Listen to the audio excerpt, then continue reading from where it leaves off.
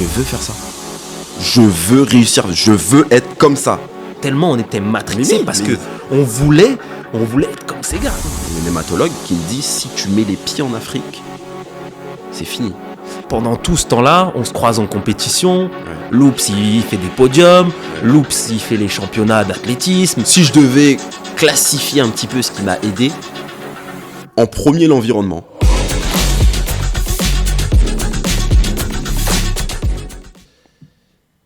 Yo l'équipe, donc aujourd'hui, Podcout, le podcast du workout. J'ai un invité de marque, je suis avec Loops, aka Cédric. Ouais. Est-ce que tu peux te présenter un petit peu, Cédric ? Bah écoute, Cédric, j'ai 32 ans, voilà, pratiquant du street workout, hein, donc c'est comme ça qu'on s'est rencontrés, hein, dans le monde du sport. Carrière dans la police nationale, ancien militaire aussi, voilà. Sportif haut niveau en athlétisme, voilà, tout comme dans le street. J'habite en Île-de-France, d'origine antillaise. Et puis voilà quoi, je pense que c'est déjà pas mal. Et quoi dire encore ? Ben aujourd'hui on est là. Après on va revoir tous ces points un peu plus en détail bien sûr. Carrément. Mais voilà, présentation rapide. Donc on est dans le Podcout, un sportif évidemment. Le but c'est de s'inspirer un petit peu de ton histoire. Ouais. Donc merci pour la présentation rapide. Ce qui peut être intéressant, t'en as un petit peu parlé, quel est un peu ton parcours professionnel ? Ouais. Loops, c'est quoi exactement ? Alors est-ce que tu peux nous expliquer Loops ? Pourquoi Loops ? Loops, alors tout bêtement, mon cousin a décidé de m'appeler comme ça quand j'étais petit. Voilà. Et du coup j'ai adopté. Voilà. Ok. J'ai adopté, Y a pas de... bête et discipliné, voilà, il n'y a pas d'histoire. Ok, mince. Voilà, j'ai une adopté. petite storytelling voilà. intéressante. Et depuis, c'est passé ultra crème, tout le monde m'appelle comme ça, et puis et je kiffe en plus. Hein. Donc, Ok, nickel. Bon, bah on gardera Loops. Yes. Du coup, Loops, ton parcours professionnel, raconte-nous un petit peu. Parce que Alors, je sais que tu as un parcours un petit peu spécial, donc c'est pour ça que j'insiste là-dessus. Donc dis-nous-en un peu plus. Ok, donc parcours professionnel, après le lycée, je me suis engagé du coup dans la police nationale, où j'ai été réformé, donc viré, hein, clairement. Après, je suis parti dans l'armée, où j'ai été viré aussi, et aujourd'hui je suis de nouveau policier, je suis rentré dans la police, et en fait j'ai été réformé par rapport à une maladie rare que j'ai, donc l'aplasie médulaire. Ok, ça on va en reparler aussi tout à l'heure. Ouais. Est-ce que tu peux nous dire un petit peu, ça correspond à quelle période de temps, ton premier temps dans la police, après dans l'armée, voilà, alors, dans la timeline un petit peu, ce que tu peux nous dire ça. Carrément. Bon, je m'en souviens très bien, hein, parce que c'était des époques bien marquantes. Donc la police, en 2013, donc j'ai fait que 3 mois, donc juste l'école de police. Donc c'était 2013, hein, le contrat, ils m'ont réformé pour décembre. Après l'armée, c'était août 2014. Donc, je suis entré en 2014, j'ai dû faire 1 an et demi, voilà, pas plus. 1 an et demi. Donc, et après avoir été réformé donc de l'armée, voilà, je suis retourné dans la police après un recours médical pour septembre 2016. Voilà. Donc là, actuellement, je suis actif en tant que policier depuis septembre 2016. Ok, Voilà. donc depuis septembre 2016, ça fait... Ouais, ça fait un petit presque temps. 10 ans. Ouais. Ok, Ouais. bon, super. Ouais, c'était pour se représenter un petit peu déjà à quoi ça correspondait. Alors tu nous as dit de 3 petits éléments intéressants. Moi maintenant, on parle toujours du parcours. Ouais.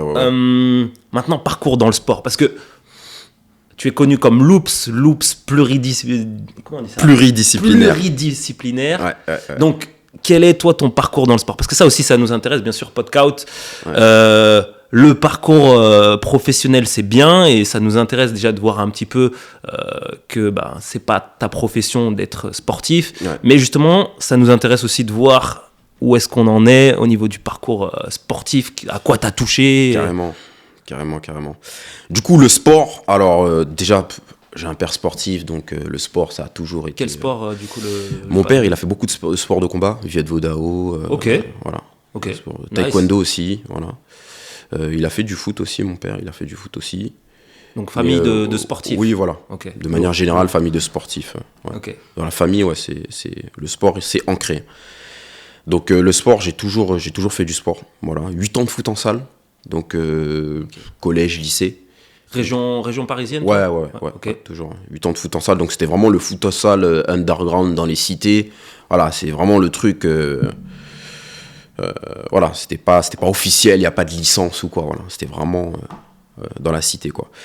Et après ça, donc, vient le street workout. Donc, sport que j'ai découvert, Hannibal Forking. Voilà, on est tous d'accord. La base. Classique. Classique, Il nous a tous matrixé un petit peu. Ah, mais clairement. Le précurseur, dans ma tête, moi, là, c'est Hannibal. Voilà.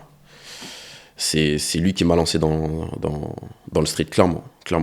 Après, voilà, par la suite, du coup, la Punishment Team, Soldat du Quai. T'as commencé quand le street, alors, justement le street, j'ai commencé à toucher à ça, au street, septembre 2011. Septembre 2011 à peu près, approximativement. Ok, ouais, ça fait... Voilà, ça fait un petit moment. Un petit bout de chemin. Ça fait un petit moment. Et t'as connu comment, toi, le street, justement? Alors, Juste Hannibal, ou bien est-ce que t'as vu des gars justement, faire avant ça, c'était juste on s'entraînait dans le parc avec les potos, tu vois. On s'entraînait tranquillement, tu vois, les tractions, les pompes, voilà, sans plus. Et c'est après, quand on a vu l'Hannibal Forking là, sur YouTube, c'est là que ça nous a matrixé, comme tu dis, là, et là c'était parti, quoi. Autoroute, quoi, direct. Et, mais sinon, ouais, de septembre 2011 à décembre 2011, ouais, j'avais pas connaissance vraiment que c'était vraiment un sport à part entière, le street workout. C'est après, voilà, début 2012 que on a commencé à prendre l'autoroute au niveau... C'est vrai qu'avant, on appelait même pas ça le street workout, on appelait ça tu fais de la barre, quoi, tu t'entraînes. Ouais. C'est vrai que c'est venu après. Ouais, c'est venu après, ouais. Ok. Ouais, le niveau du... C'est vrai que le mot street workout ou même calisthénie... Ouais, ça existait pas. Enfin, c'était pas dans le vocabulaire couramment utilisé, ouais, quoi. Clairement pas, ouais. Ok. Clairement pas. Et du coup, j'ai pris goût énormément à ce sport. Je séchais les cours, donc au lycée. Je séchais les cours pour aller m'entraîner. De fil en aiguille, ouais. C'est comme ça que j'ai plongé dans ce sport, quoi.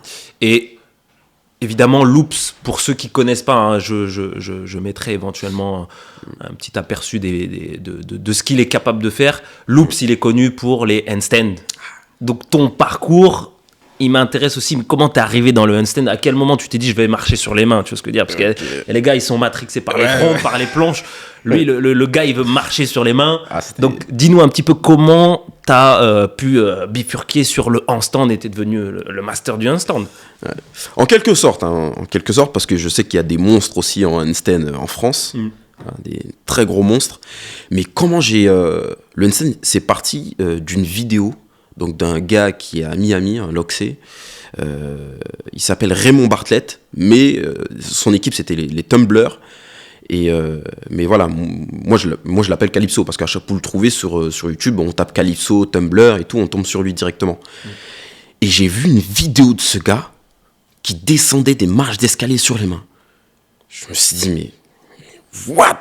C'est quoi? C'est qui ce monstre? Cette dinguerie là, c'est quoi ça? Et le gars en sautant les marches 2 par 2. C'est pas il descendait 1, 2 par 2. Je me suis dit mais là c'est... Qui c'est cet ovni? C'est qui ce mec? Je me dis ça, je veux faire ça. Je veux réussir, je veux être comme ça. Et à partir de là, handstand full. Je m'entraînais au handstand en équipe avec donc du coup mon ancienne équipe les Iron Brothers. Et en plus de ça, je m'entraînais aussi chez moi. Parce qu'il fallait que il fallait être au top. Ouais, fallait être au top et il fallait que je maintienne aussi un gap entre moi et mon équipe. Je voulais être au-dessus d'eux en termes de handstand. Et dans le street aussi, je voyais que beaucoup de mecs du street faisaient beaucoup de planches, de front lever, back lever, tout ça. Et moi, je voulais un petit peu me démarquer parce qu'il n'y avait pas beaucoup de handstand. Donc c'est vraiment là que j'ai pris ce couloir handstand, quoi. Ok. Ouais. Ouais, mais sacrément fort en handstand d'ailleurs. Ouais. Mais du coup, ouais, t'as bien pris goût à la discipline. Ah ouais, quoi. clairement. Ouais. Franchement.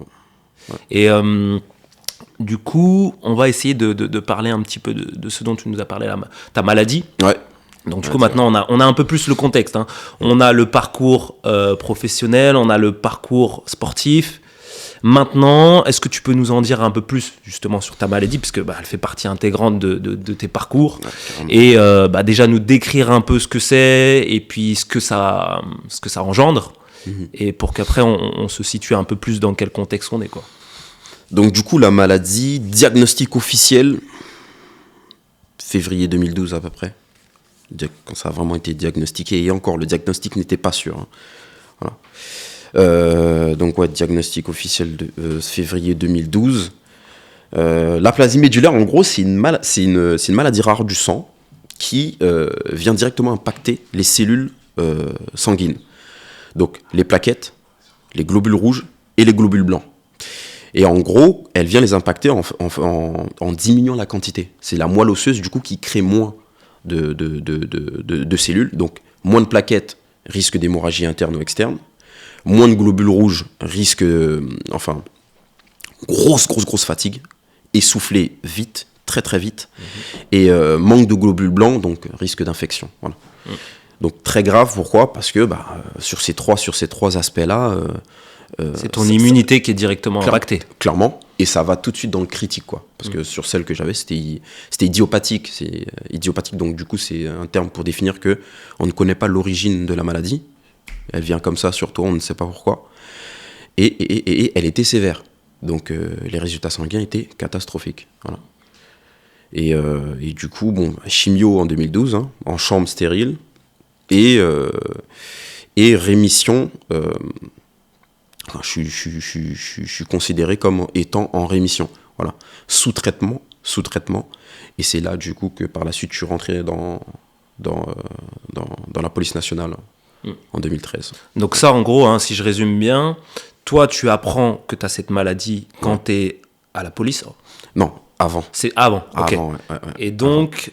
Exactement l'année du bac. Okay. Donc 2012, l'année où je passais mon bac, c'est là que j'ai le diagnostic. Et du coup, j'ai eu les résultats de mon bac quand j'étais en chambre stérile. Ok. Voilà. Et du coup, ça t'a pas empêché de pouvoir rentrer dans la police dans un premier temps ? Non, parce que j'ai menti. Ah, ok. Voilà. J'ai menti à l'entrée, les tests d'entrée au niveau santé. J'ai dit que moi, tout allait bien, j'étais neuf. Quoi.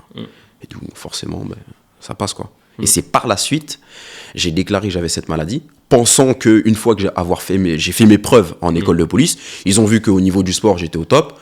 Au niveau de la notation, je suis quelqu'un de correct. Donc je me suis dit, là, je peux déclarer la maladie. Comme ça, tout ira bien. Quand je l'ai déclaré, ils m'ont mis dehors direct. Voilà. Ok, donc première, entre guillemets, peut-être déception, échec. Ouais. Toi, tu l'as vécu comment, ça ? C'était vraiment comme si tout s'effondrait, tu vois. Pourquoi ? Parce que je me suis dit qu'en fait, cette maladie, elle va me mettre des bâtons dans les roues, mais jusqu'au bout, en fait. Je me suis dit que c'est le début, je savais pas trop quoi faire. J'avais vraiment pas cette optique de rebond comme aujourd'hui. Voilà, mais vraiment pas. Comme quoi, ça m'a forgé, quoi. Ouais, ce qui se comprend. Ouais. Mais du coup, t'as pu rebondir, donc du coup, t'es allé à l'armée. Ouais, et là, je me suis dit, je dis rien. Là, je dis absolument. Là, je me suis dit, les gars, vous faites ce que vous voulez. Je dis rien. Et surtout, ne rien dire. Et surtout, ne rien dire. La différence entre l'armée et la police, c'est qu'au test d'entrée, l'armée, ils font une prise de sang. Ah. La police, ils font pas de prise de sang. L'armée, ils font une prise de sang. Et moi, sur la prise de sang classique de base, on voit tout. Tout de suite, on voit qu'il y a un gros problème. Et dans l'armée, ils l'ont vu, ce problème-là. Mais ils ont rien dit, ils ont pas... J'ai pu faire mes classes tranquilles, j'ai pu faire ma formation de spécialité tranquille, le permis, j'ai pu tout faire nickel, jusqu'au jour où on me dit que je dois partir en opération extérieure au Gabon. Donc moi, je passe un petit message à mon médecin, à mon hématologue, qui me dit, si tu mets les pieds en Afrique, c'est fini. Parce que, en gros, même des gens en bonne santé, quand ils vont en Afrique, ils tombent malades. Mais toi, avec un système immunitaire aussi affaibli, sous traitement, si tu mets les pieds en Afrique, c'est fini. Donc du coup, je me suis dit, écoute, je peux pas prendre le risque. Donc je suis allé voir mon capitaine et je lui ai dit, écoutez, capitaine, je peux pas partir en opération extérieure parce que j'ai une maladie, en fait. Et tout ça, je l'explique en détail dans mon livre. Hein, donc n'hésitez pas à on va en parler tout à l'heure. Si vous voulez vraiment les détails près, parce que je suis beaucoup plus précis. Mais voilà, j'ai dû déclarer que j'avais cette maladie. Ils m'ont envoyé à Bordeaux, donc parce qu'il y a des hématologues militaires là-bas, où ils ont un petit peu regardé mon cas. Et ils ont dit que non, c'est pas possible. Donc ils ont dû... Donc t'as pas pu partir en opération ? J'ai pas pu partir et en plus ils m'ont viré. Ok. Voilà. Parce que, en gros, et sous le papier, ils ont écrit infirmité indéterminée. Donc, on va dire que c'est une pathologie, je pense, trop grave, quoi, pour pouvoir être militaire. Et un petit truc très important aussi, c'est qu'au moment où je suis passé voir le médecin chef, donc du coup, de l'armée, quand il a ressorti mon dossier médical, il y avait la prise de sang que j'ai faite au début. Et tout était barré. Comme si il soulignait une anomalie. Et il a dit, ah, c'est pour ça. C'est pour ça qu'en fait, tous les résultats, là, parce qu'en fait, dès qu'il y a quelque chose qui ne rentrait pas dans les normes, ils barrent. Et là, en fait, ils n'avaient pas relevé parce qu'ils pensaient qu'il y avait eu un bug sur la prise de sang. C'est pour ça qu'ils ne m'avaient pas rappelé. Ok. Pensant qu'il y avait un... Ouais, c'était un problème. C'est pas possible, en fait. C'est pas possible. Le gars, il peut pas être là avec une prise de sang comme ça. C'est ce qui s'était dit. Ok. Donc voilà. Donc du coup, la deuxième, entre guillemets, déception, comment tu le vis, toi? Alors là, magnifique. Quand j'ai été viré de la police en 2013, donc la première fois, j'ai fait un recours médical. Et ils m'ont dit, reviens quand t'es plus sous traitement. Et là, timing mais parfait, mais vraiment parfait. Au moment où ils me virent, c'est au moment où mon traitement se termine. Donc moi, je me suis dit, on va rebondir sale. Donc au moment où ils m'ont viré, j'ai fait les démarches pour un recours médical pour retourner dans la police. Voilà. Donc ça, je sais plus ça a duré combien de temps.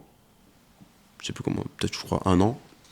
Et après j'ai été déclaré apte. Ils ont galéré quand même à me déclarer apte. Ils m'envoyaient voir tel médecin. Mais au final, c'est déclaré. Mais par contre, voilà, c'était pas une grosse déception. Hein. Quand j'ai été viré de l'armée, c'était pas une grosse déception parce que je savais que là, j'allais rebondir, quoi. Clairement. Ouais, t'avais l'assurance que... Ouais. Je me suis dit là, allez. Là, en plus, ils sont au courant. Donc si je rentre dans la police, ils sont au courant. Donc là, il y a plus de problème. Donc j'y vais, quoi. Ok. Donc là, du coup, ouais, c'est bien, t'as su rebondir sur la situation. Nickel. Et tu vois, là, et moi, ce que je trouve intéressant, inspirant dans l'histoire, c'est justement comment tu vis les choses. Ouais. Parce que je pense qu'il y a le cadre, la situation, éventuellement le problème qui arrive. Et on a tous des réactions différentes. Ouais. Moi, ce qui m'intéresse vraiment, c'est de voir comment toi, tu as pu rebondir. Tu étais dans quel état d'esprit ? Parce qu'on a l'impression que tu es tout le temps... C'est pas grave, je vais trouver une solution. Est-ce que tu étais un peu dans cet état d'esprit, toi ? La première fois, en 2013, non. Clairement pas. C'était du nouveau, quoi, pour moi. Une chute comme ça, c'était la première fois, en fait. Donc, ouais, j'étais le moral à zéro. Ouais. Franchement, zéro. Psychologiquement, j'étais à plat. Par contre, après... Et justement, comment tu as su passer du moral à zéro, justement, à pouvoir rebondir ? Est-ce que... Alors, je sais pas, peut-être... c'est parce que je me disais qu'en fait, il y avait l'armée. Tout en sachant qu'au lycée, moi, de base, je voulais rentrer... c'était l'armée et rien d'autre. Voilà. C'était l'armée et rien d'autre. Ma mère ne voulait pas que je parte à l'armée directement après le collège. Elle m'a dit non, il te faut un diplôme avant, donc tu prends un diplôme. C'est pour ça que je suis parti en bac professionnel. Mais de base, c'était l'armée. Et je suis rentré dans la police en 2013 pour pas griller ma cartouche avec l'armée, avec cette maladie. Je me suis dit, bon, je vais rentrer dans la police, on va voir comment ça se passe. Et puis, dans tous les cas, l'objectif, c'est l'armée. Il se trouve que la police, ça m'a plu. Plus que l'armée, parce que j'ai fait l'armée aussi. Et la cartouche, entre guillemets, je l'ai grillée. La cartouche que je voulais pas griller avec l'armée, finalement, je l'ai fait après la police. Donc, ça m'a permis de voir que ce que je voulais réellement, c'était pas forcément vraiment ça que... Parce qu'une fois que je l'ai eu, l'armée, le rêve, quoi. Mais finalement, je me disais que la police, c'était mieux, quoi. Et qu'en plus, il y a eu ce problème, donc du coup, que je pouvais pas partir en opération extérieure, je me suis dit, timing parfait, quoi. Tout était aligné. Donc là, ça aussi, ça m'a boosté, quoi. Le fait que je vois que, je sais pas, appelez ça comme vous voulez, l'intelligence infinie, tout était aligné. Je suis plus sous traitement. Je suis viré de l'armée, mais d'un autre côté, au moins, je vais pas en Afrique. Parce que si je faisais le malin qui allait en Afrique et que... tu prenais des risques. Des risques inconsidérés. Et voilà. Et en plus de ça, la police qui m'ont dit, reviens quand t'es plus sous traitement. Donc je me suis dit, allez, feu. Ce que j'ai fait. Et puis nickel. Et au niveau de l'état d'esprit, c'est le fait qu'il y a eu... Les événements étaient aussi alignés, c'est ça qui a fait que ça m'a boosté. Donc au niveau de l'état d'esprit, c'est ça qui m'a vraiment boosté. Et pour la première fois, ce qui m'a vraiment mis à plat, c'est le fait que c'était l'inconnu en fait. Au début, tu étais dans une nouvelle situation, puis après, tu as pris sur toi. Ouais. Mais tu vois, là, ce qui m'intéresse aussi de savoir, et je pense qu'il va nous intéresser, c'est de savoir justement comment toi tu vis cette période police, armée, mais sous traitement. Et, on n'en a pas parlé, sport aussi. Parce que nous, alors moi, vu qu'on se suit sur les réseaux, on se connaît, moi, je n'apprends cette maladie que plus tard. Ouais. J'ai été Mais discret, pendant tout ce temps-là, on se croise en compétition. Ouais. Loops, il fait des podiums. Ouais. Loops, il fait les championnats d'athlétisme. Ouais. Il est chaud. Donc nous, on ne sait pas tout ça. Ouais. Donc comment toi tu le vis? Traitement, sport et carrière professionnelle un petit peu difficile, quoi. Ouais. Bah, au niveau du sport, clairement, j'étais restreint. J'étais restreint au niveau des performances au début. Mais l'équipe que j'avais, donc les Iron Brothers, cette équipe, c'était vraiment ma source d'énergie.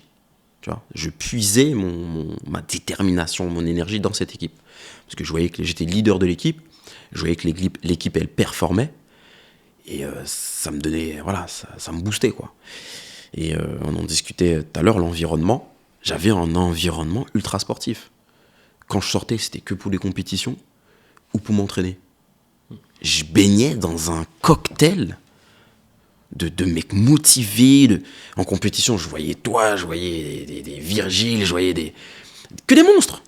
Et je me disais, je suis parmi ces monstres-là. Donc ça me boostait. Et ça me permettait aussi, parfois même, d'oublier que j'étais malade. Tellement la puissance de l'environnement, en fait. J'oubliais parfois que j'étais malade. Des fois, j'avais des gros rappels à l'ordre en athlétisme. Parce que des fois, en athlétisme, c'était les grosses séances de volume où il faut aller vite sur des assez grosses distances. Là, j'avais des rappels à l'ordre qui me disaient « Mec, t'es malade au niveau du cœur, du cardio, globules rouges qui transportent l'oxygène jusqu'aux muscles. » Calme-toi, quoi. Ah, calme-toi, ouais. Les grosses palpitations de l'espace, une sorte de froid au niveau de l'estomac et tout. Ouais. Ralentit le rythme. Pareil en street, qu'on envoyait trop sur du set and rep. Rappel à l'ordre, gros. Et tu vois, ce qui est impressionnant, nous, on le voyait pas.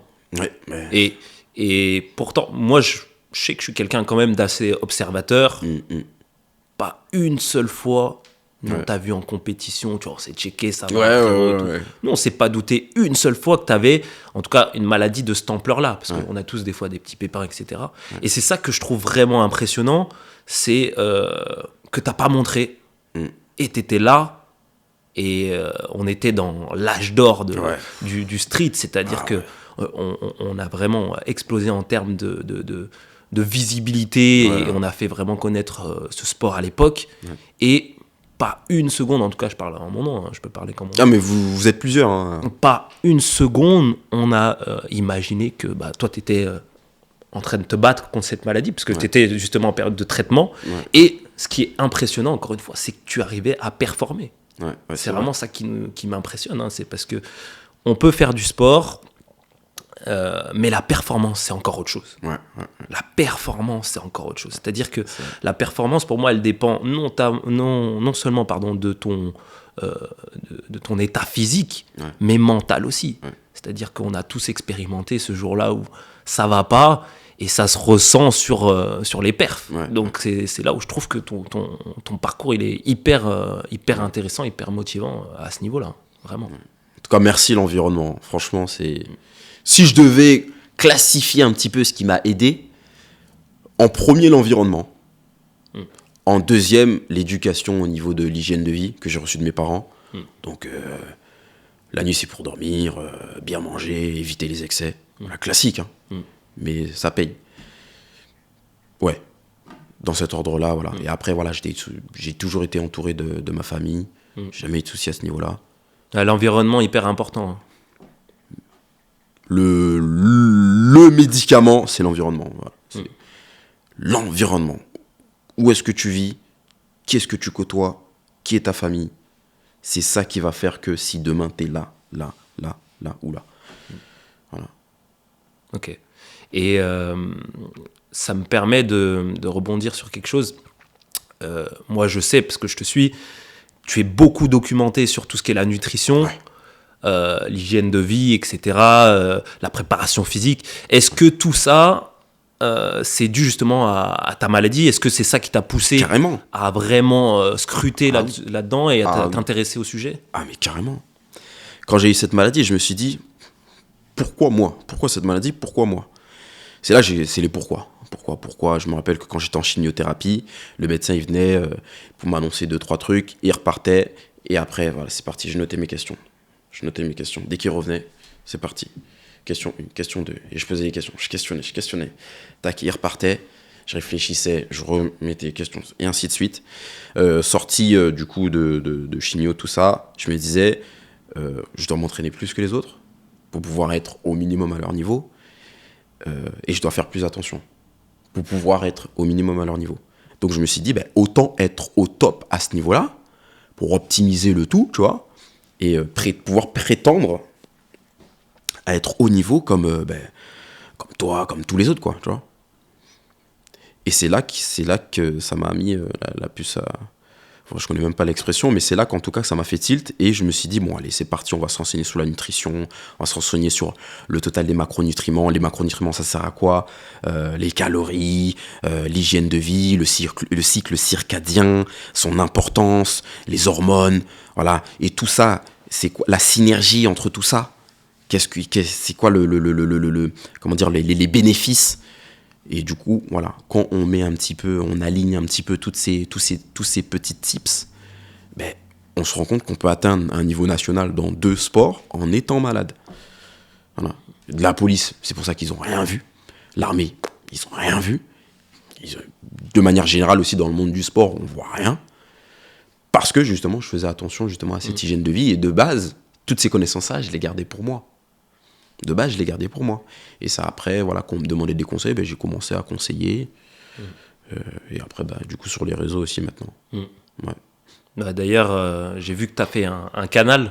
Ouais. Un canal où tu partages tes conseils, Ouais. pas que dans la nutrition. Non, ouais, pas donc, que. Si jamais ça vous intéresse, je mettrai éventuellement un petit carrément. link pour pouvoir vous adresser au boss et venir rejoindre. Carrément. Il donne des très bons conseils. Je recommande. Dans l'immobilier, dans les finances un petit peu, dans la nutrition, dans le sport et les performances, et j'ai un sujet aussi autre, voilà, où je balance un petit peu des fois des petites anecdotes. Ok. Ouais. Tout ça là, toute ton histoire, est-ce qu'on peut la retrouver quelque part? Ouais, dans mon livre. Dans ton livre. Ah ouais, en détail. Donc ton livre, comment il s'appelle? Un niveau de malade. Un niveau de malade. Ouais. Ok. Donc n'hésitez pas à vous procurer son livre. Ouais. Je pense que on peut, au-delà des quelques mots qu'on a échangés là, on peut vraiment s'inspirer un peu de son vécu, de son histoire. C'est l'objectif. Ce livre-là, je l'ai écrit dans cette optique-là. Dans l'optique où il peut aider du coup quelqu'un qui est malade, mais il peut aussi aider un sportif qui prépare une compétition. Voilà. Je visais l'amélioration. Après, voilà, il y a le côté biographie où j'explique un petit peu le pourquoi du comment, parce qu'on me posait beaucoup de questions. Comment tu fais pour avoir ce niveau-là en étant malade? À force de me poser la question, j'écris un livre en fait. Voilà. Et là, je rentre vraiment dans les détails. Voilà. Et j'ai aussi fait des recherches du coup sur certaines choses pour appuyer, par exemple, la psychologie. Voilà. Patricia Boyle, voilà, une neuropsychologue américaine qui a fait une étude sur des personnes âgées, voilà, jusqu'à leur décès. Je crois que c'était 1200 personnes âgées. Et en gros, on s'est rendu compte que elle a séparé les personnes âgées en 2 groupes. Les personnes âgées qui avaient des objectifs et les personnes âgées qui n'en avaient plus du tout. Et on s'est rendu compte que les personnes âgées qui avaient des objectifs, à leur décès, l'autopsie, ils avaient Alzheimer en fait. Mais ça ne s'est jamais manifesté. Donc, dans l'autopsie, on voit l'Alzheimer, mais de leur vivant, il n'y avait pas d'Alzheimer. Et ça, c'était que dans le groupe des personnes âgées qui avaient encore des objectifs. Donc ça, je mets plein de petits trucs comme ça, je mets ça en détail. C'est hyper intéressant. Ah ouais, là, j'ai poussé le truc. Dans mon livre, j'ai poussé le truc. Pareil pour toutes les personnes, parce que j'ai fait une vidéo YouTube où j'explique un petit peu ma maladie. J'ai des personnes de Madagascar qui me contactent, des personnes d'Afrique, du Maroc, qui me contactent par rapport à cette maladie, des parents, des mères et des mères et des pères qui me contactent. Ouais, mon fils a été... voilà. Boum, j'envoie le livre. Ça reste une maladie rare quand même. Ça reste une maladie rare, qui se soigne, mais magnifiquement aujourd'hui.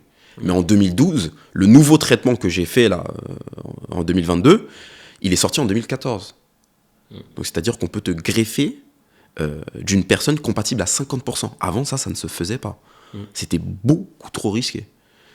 Beaucoup trop risqué. Le greffon, je crois que c'est soit il te tue, soit toi tu... Ouais, mais dans tous les cas, tu ne survis pas.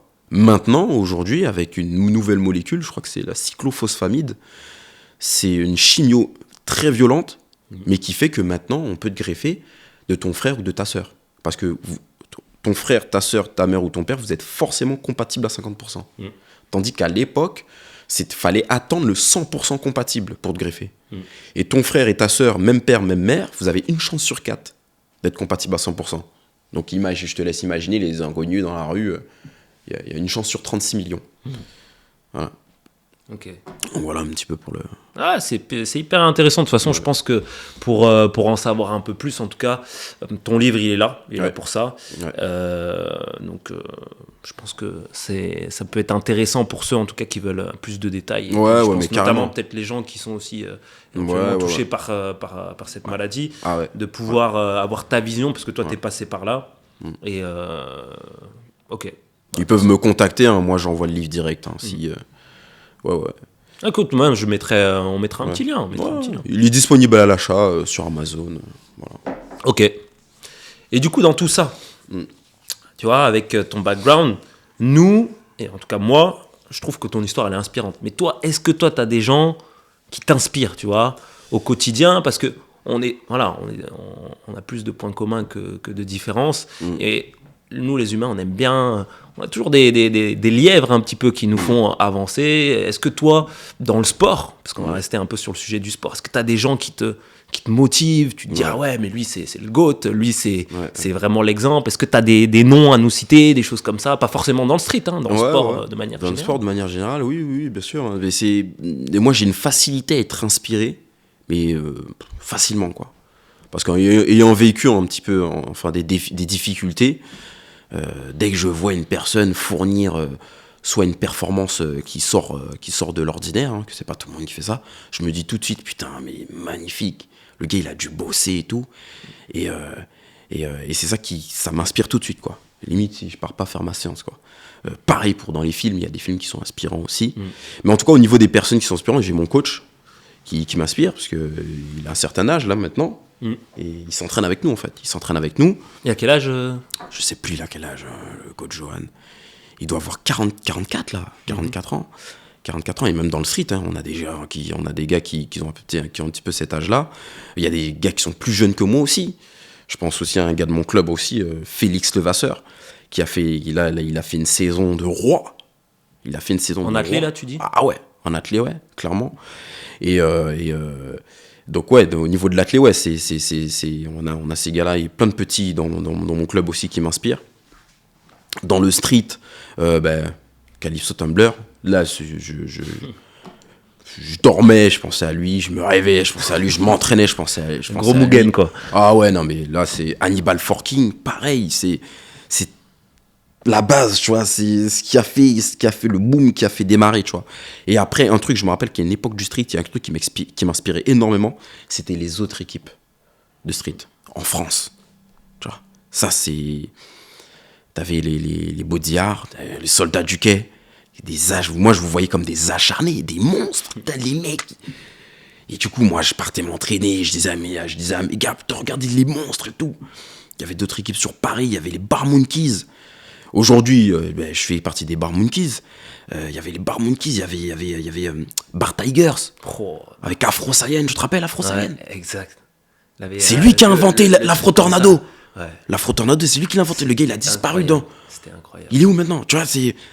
Moi, il y a un gars, je sais pas s'il va voir la vidéo un jour, un gars qui m'avait choqué. Ouais. C'était Ron Brice. Je sais pas si mais bien sûr, il rappait. Il rappait aussi un peu. Oh lol. C'est le premier mec que j'ai vu des triceps comme ça, gros. Ouais, j'ai cru vraiment, il les avait dessinés, tatoués. J'ai jamais vu ça. C'était un monstre. C'est obligé, il verra cette vidéo. Il verra cette vidéo, c'est obligé. Ron Brice. Ron Brice. Il était à chaque compète. Poids de corps, traction, il était là. Le gars, il était là. Incroyable. Il était là, le gars, bra, je me rappelle, à chaque fois, il finissait devant moi. Dinguerie, frère. Tu t'entraînes de ton côté et tu te dis, vas-y, cette fois-ci, je me le fais. C'est vrai que je te rejoins sur cette idée-là, c'est que, en fait, à l'époque, on se nourrissait du mouvement. Et c'est vrai que moi, pareil, je voyais des gars, les All Bars, je voyais les Bar Monkeys, je voyais les Iron Brothers. Je me rappelle, t'avais un bro qui avait des locks. Ouais, Franck. Oh, c'était une machine. Tu disais bien nourri le bébé, tu vois. Ouais, Franck. Et de ouf. quand tu voyais tous ces gars-là, t'étais là, tu te dis, ah ouais, non, mais en fait.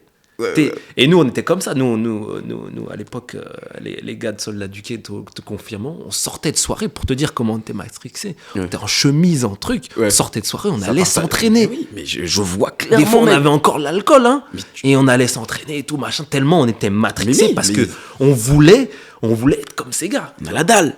Kizo Bomaye. Kizo Boumaye. C'était quoi? C'était le chasseur de poids lourd. on Le l'appelait. chasseur de poids lourd, c'était incroyable. La team Punishment Team. Ah ouais. J'allais aux séances street workout découverte là. Jean Gabin. Un monstre. Ah, incroyable. Le mec, je le suivais pas. Oh là là là là là. Non, c'était un monstre. 7 reps, le mec qui traque ça, il s'arrête pas. Pompe. Le gars, il s'arrête pas. Moi, je suis là, tu connais, t'as les muscles qui tremblent, qui sont Tu vois. tétanisés. Tu vois, Et- le mec, il est là, il continue. Il y avait Iron, le pompier, là, qui était souvent avec lui, là. Baous. Baous costaud. Ouais. C'était des anciens. Et tu vois, c'est toute cette brochette-là qui m'inspirait, tu vois. Peu importe, sphérique, tu regardes en haut, en bas, à gauche, à droite, t'es inspiré. Parce qu'on baignait encore une fois de plus dans C'est cet environnement de Et- sportifs, des gens qui ont la dalle. Tu parles à un mec, le gars, il s'entraîne pour telle compète. Tu vois, souvent qu'il y a une compète qui sortait, on allait dans les commentaires sur Facebook. Tu voyais, voilà, je voyais ta tête. Je voyais la tête de Virgile. Je voyais la tête des Baudiard. Je voyais la tête que des mecs qui ont la dalle. Je me disais, mais putain, mais... Je me levais Et de moi- mon PC et j'allais m'entraîner, mon Mais gars. pour te donner une petite anecdote, moi, ce qui me faisait rire, parce que c'est à peu près cette période, j'ai commencé à travailler en salle. Et les gars, ils venaient me dire, ouais, mais t'es chaud. Et moi, dans ma tête, je disais, mais moi, je suis chaud. Mais vous avez vu les gars torse nu, là, qui sont en compétition, je leur disais, mais moi, je suis froid, je suis glacé. Mais de ouf. À l'armée, Et ils se rendaient l'armée, pas la, compte. l'armée, la police, c'était pareil. Tu connais, les gars, ils voient pas trop ce que c'est qu'une muscle up ou quoi. Ils voient, moi, j'en enchaîne. Bah, putain, t'es chaud et tout. Ah ouais, moi, je suis chaud, moi. Bah, allez voir les gars, là. Les gars avec qui je m'entraîne, les gars en compétition. Allez voir ces mecs-là. Vous allez voir c'est qui quelqu'un de chaud. Ah ouais, c'était des non, monstres. franchement, c'était... Monstre fou furieux. Bon, en tout cas, ouais, pour répondre à ta question, c'est toutes ces petites choses-là qui m'ont inspiré, qui m'ont vraiment boosté Mais jour et nuit, quoi. justement, maintenant, tu vois, c'est bien parce qu'on est de la même époque du street. Qu'est-ce que t'en penses de ce que c'est devenu aujourd'hui, en positif et en négatif, hein? Voilà, quelle est ta vision un peu? Parce que toi, t'es un ancien, tu vois, t'étais là au tout début. Ouais. Donc, le street d'avant vs le street d'aujourd'hui, qu'est-ce que toi t'en penses de manière totalement objective? Alors, en positif, je dirais le big avantage, c'est que les gars, ils progressent vite de ouf. Nous, on mettait combien de temps pour apprendre le 360? Ah, c'était long. Et quand on tombait où? Sur le bitume, mon gars. Il n'y avait pas de matelas. Hein. Il n'y avait pas de matelas. Non. Il n'y avait pas de salle, il n'y avait pas de... On tombait à même le goudron. Et tu vois ce que je veux dire ou pas? Donc, Je connais un gars qui peut confirmer, il est tombé d'une barre sur le dos, s'il m'entend. Hein? ouais, non, c'est... On tombait à même le béton, donc on mettait plus de temps à progresser. Et aujourd'hui, ben, tu commences le street, t'es ultra entouré.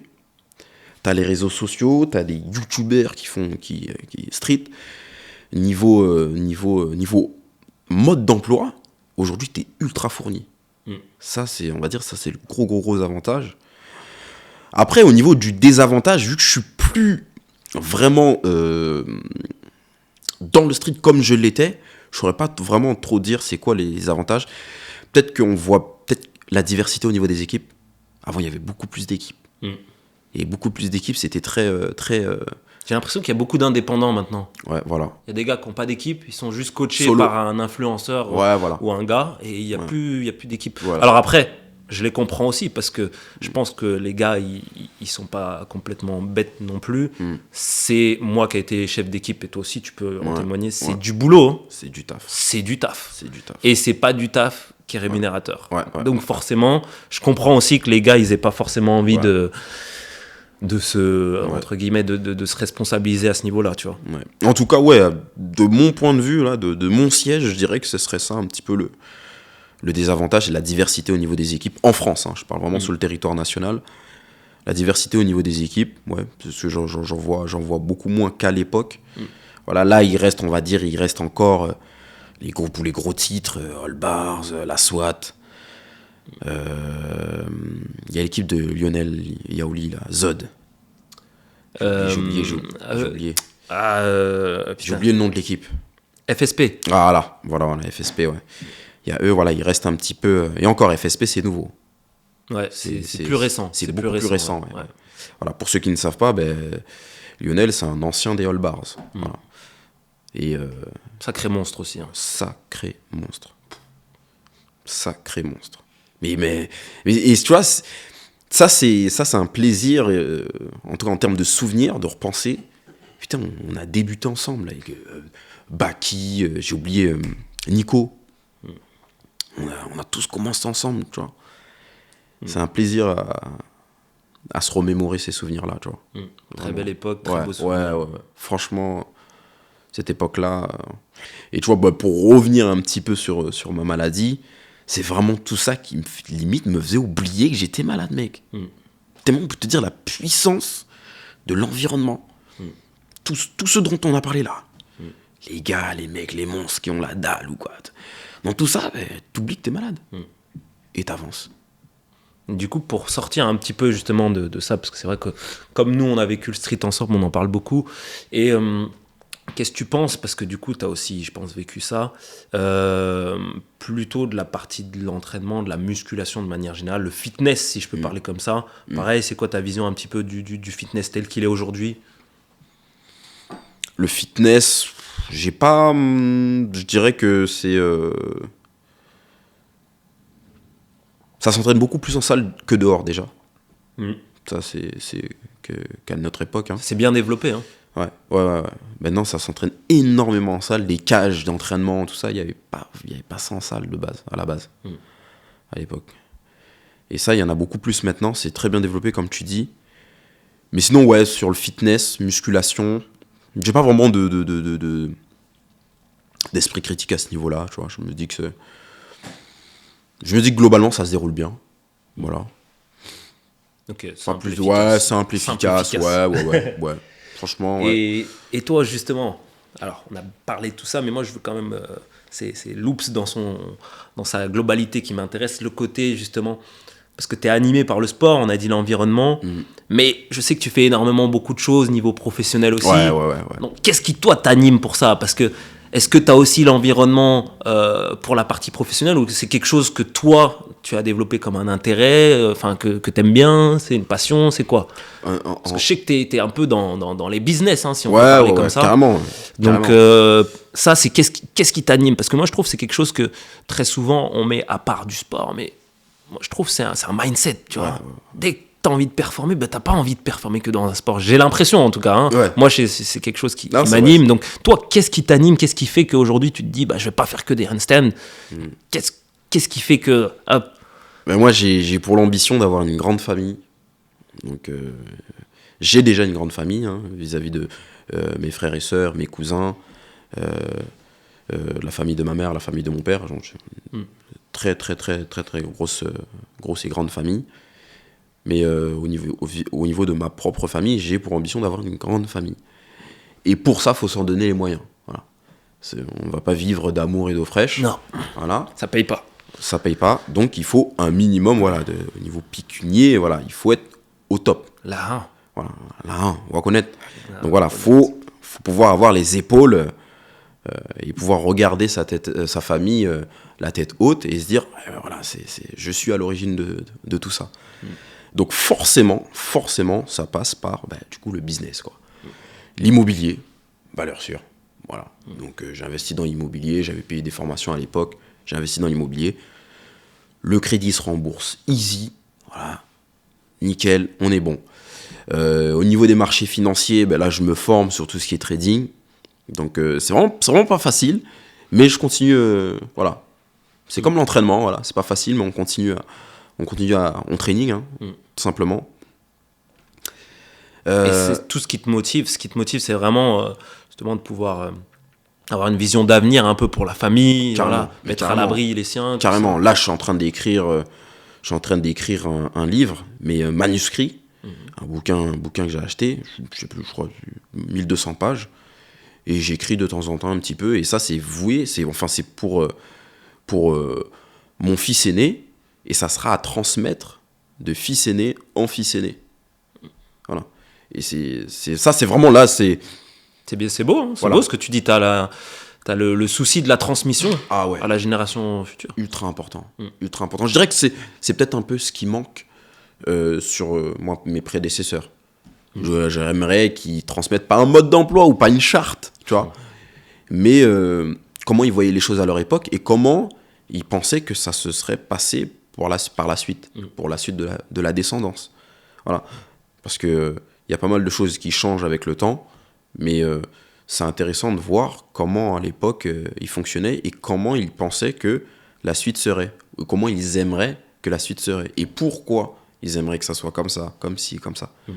En tout cas, mes petits-fils, voilà, ils sauront comment moi je voyais les choses et mes recommandations. Voilà, c'est pas quelque chose qui est obligatoire ou quoi, mais mes recommandations.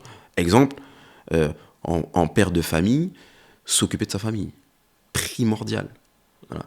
Mon père, une chose qu'il m'a transmis, c'est à chaque fois qu'il faisait des travaux, qu'il accomplissait quelque chose, il me disait est-ce que tu pourras faire ça pour ta famille? Tu vois, Cédric, est-ce que toi tu pourras faire ça pour ta famille? Et tu vois, ça reste. Ça rentre dans la tête. Ça rentre dans la tête. Et ben, transmission des valeurs. Ouais, pareil. Voilà. Être un petit peu à cheval et investi dans l'éducation de ses enfants, ça c'est très important. Un enfant bien éduqué, c'est combien de soucis et de problèmes en moins? Ça, on s'en rend pas compte, mais généralement, quand on rencontre un problème, c'est que l'erreur a été faite en amont. Si ton enfant à 16 ans, il fout le bordel, c'est que l'erreur a été faite bien avant. C'est pas à 16 ans, pile poil, là, maintenant, que t'as merdé. Non, t'as merdé bien avant. Enfin, je dis merdé, je vulgarise. Mais l'important, voilà, c'est vraiment ça qui m'anime. La famille, tout ça, le cocon familial. Et c'est ça qui me pousse justement à développer un petit peu à droite à gauche des business, toujours pouvoir essayer de voir comment gagner plus, quoi, tout simplement. Okay. Voilà. Tu parles beaucoup de futur, quoi. Voilà, c'est ça. Préparer le futur, évidemment, en regardant le présent, en vivant l'instant présent à fond, quoi. Mais voilà, garder un œil quand même sur le futur, quoi. Parce que c'est important, une fois de plus. Si je fais une erreur aujourd'hui, enfin, si je rencontre demain. C'est ça, voilà, t'as tout compris. Si demain j'ai un problème, c'est que l'erreur a été faite aujourd'hui. Justement, parlant de futur, c'est quoi tes projets futurs? Sportifs, pas sportifs? Vers quoi ils se dirigent, Loops? Ben là, on va dire que l'immobilier, acquisition, toujours viser à avoir des acquisitions. Là, en ce moment, je regarde pour les enchères, donc les appartements aux enchères. Je vois que j'ai, par exemple, à Grigny, j'ai acheté des appartements pas chers, mais je vois qu'aux enchères, ils se vendent, mais une bouchée de pain. Tu vois, donc je me dis, enjoy, feu, tu vois. La collaboration aussi, parce que je vois que parfois, avancer solo, c'est compliqué. Donc, essayer de trouver un partenaire pour pouvoir justement avancer en collaboration pour aller plus loin, tout simplement. J'ai des terrains en Guadeloupe, voilà, c'est pas les miens, mais c'est ceux de mon père et ses frères. Voilà, ils m'ont dit, tu peux t'en occuper, faut t'occuper de ça. Donc moi, feu, quoi, j'y vais. En tout cas, voilà, je tends vers une amélioration à ce niveau-là, au niveau de mes projets, au niveau surtout les projets immobiliers, parce que c'est la pierre, tu vois, c'est valeur sûre, tu vois. C'est quelque chose qui après tu peux transmettre, c'est quelque chose qui reste là, c'est palpable, comme on dit, tu vois, c'est palpable. Donc je vise vraiment, on va dire, c'est mon plus gros revenu aujourd'hui, c'est l'immobilier, bien au-delà de mon salaire police. Tu vois, enfin, bien au-delà, j'exagère aussi, mais au-dessus de mon salaire police. Voilà. Donc, pour les impôts, je suis professionnel. Tu vois, pour les impôts, avant d'être policier, t'es professionnel. Je suis professionnel de l'immobilier. Voilà. Non, ça veut dire que tu as bien fait les choses. J'ai bien fait les choses, tu vois. J'ai bien fait les choses. Et puis voilà, quoi. Ok. Et bon, du coup, c'est bien, ça nous permet de dépeindre un petit peu toute la personne. Ouais. Personnage. Moi, j'aime beaucoup le personnage de Loops. Hein, avec les collègues, on s'est toujours dit ça. Ouais. Ce gars-là, moi, j'aime bien les gens qui ont une personnalité et qui l'assument, tu vois, dans tous ses traits. Ça, c'est hyper important parce que je pense que c'est un peu le mal de cette génération, c'est que on sait plus trop qui on est. Voilà, on lisse un peu trop. Les gens sont tous les mêmes, tous pareils. Donc, c'est dans les personnalités fortes comme ça qu'on arrive à trouver justement de l'inspiration et pour pouvoir soi-même travailler sur soi et évoluer. Donc ça, c'est hyper inspirant. Et est-ce que tu aurais un mot justement de la fin un peu qui résume un petit peu qui t'es, comment tu penses? Est-ce que tu aurais... Alors, je sais pas, c'est pas forcément pour eux, mais peut-être pour la nouvelle génération, peut-être pour les gens qui aiment bien aussi s'alimenter de l'inspiration. Est-ce que tu aurais un message à faire passer, quelque chose qui pour toi est essentiel sur la vision de la vie, du sport, éventuellement des gens qui rencontrent des difficultés, des maladies, des choses comme ça? Je dirais, il y a une phrase que j'aime bien, c'est ce qu'on visualise se matérialise. Voilà, donc de ne pas hésiter à rêver, à penser, voir grand, hein, de manière générale pour ses projets, qu'ils soient petits, grands. Voilà, faut vraiment viser, voir grand sur tous ses projets personnels. Voilà, dans le sport, professionnel, dans son business, voir vraiment grand, ça c'est important. Le respect des autres. Respecter tout simplement les autres, quoi, de manière générale, ça nous évite énormément de problèmes. Ça, c'est la base. Prendre soin de sa santé. Voilà. Ça, c'est la vraie richesse, elle est là, la santé. Voilà. Pas perdre son temps sur certaines choses, parce que le temps, c'est la matière première de toute chose. Il n'y a rien qui est réalisable sans le temps. Donc ça, c'est comprendre l'importance du temps. Voilà. Si tu perds une heure, tu ne peux pas la rattraper. C'est perdu à vie. Tu ne peux pas économiser le temps aussi, pareil. Tu peux pas le coffrer. Voilà. Donc ça serait ça les gros points que j'aurais à transmettre, c'est viser grand, faire attention à sa santé, parce que la santé, c'est quoi? C'est le corps. Nous sommes des êtres spirituels sous caractère physique. Le caractère physique, c'est notre véhicule. Voilà. Si tu fais pas attention à tes pneus, si tu fais pas ton entretien, mon gars, tu vas tomber en panne. Donc là, très important, faire attention au carburant que tu mets dans le moteur. Ah oui, si tu mets du sable et si tu mets du gasoil, c'est différent. Voilà, donc l'alimentation. Ouais. Et puis voilà, quoi, et être un minimum visionnaire et surtout ne pas se laisser, ne pas prendre personnel tout ce qu'on voit au final. Comme on dit, l'insulte en dit plus sur l'insulteur que l'insulté. Donc vraiment ne pas prendre personnel tout ce qu'on voit, tout ce qu'on entend, tout ce qu'on écoute. Voilà. Prendre du recul, prendre de l'altitude, si on peut exagérer. Et puis voilà, quoi. Mais c'est être positif, voilà, c'est ça. Être positif, l'environnement. L'environnement, très important. T'arrives dans un environnement, tu sens l'aura, tu sais. T'arrives là, tu te sens pas très bien, quoi. Tu sens qu'il y a un truc qui va pas, tu vois. Il y a un truc qui va pas. Ouais, pars. Change d'environnement. C'est quoi tu vois, tout simplement. Et ça, je tiens à le préciser, que ça soit la famille ou les amis. C'est la même. Évidemment, c'est plus compliqué si c'est la famille, je suis d'accord. Mais le résultat est le même.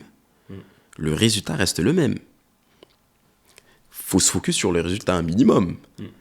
Voilà, donc si on doit un petit peu se mettre de côté de la famille pour justement pouvoir avancer, faut pas hésiter.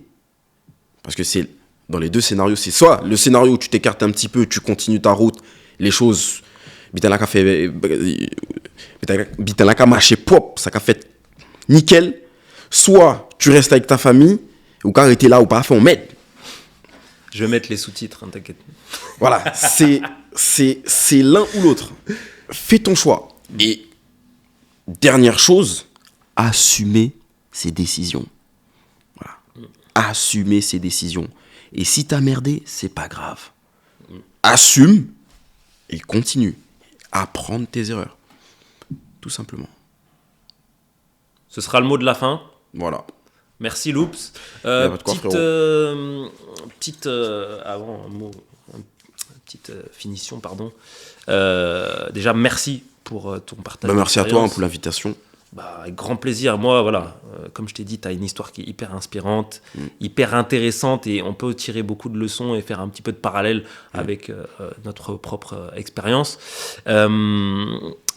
Est-ce que tu aurais éventuellement une recommandation à faire de quelqu'un qui ferait le podcast pour un prochain épisode? Est-ce que tu as quelqu'un en tête qui tu verrais bien et qui aurait éventuellement un parcours aussi intéressant duquel on peut tirer des leçons?